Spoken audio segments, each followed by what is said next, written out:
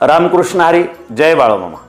अनंत कोटी ब्रह्मांड नायक राजाधिराज सच्चिदानंद श्रीमंत सद्गुरू बाळूमामा.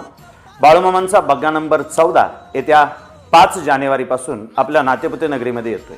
नातेपुते नगरीतील सुप्रसिद्ध कापडोद्योजक सन्मान्य शेंडगे कापड दुकान यांच्या माध्यमातून महाराष्ट्राच्या मातीतला बाळूमामांच्या चरित्राचा सर्वात मोठा जागर नातेपुते नगरीमध्ये 5 जानेवारीपासून संपन्न होतोय.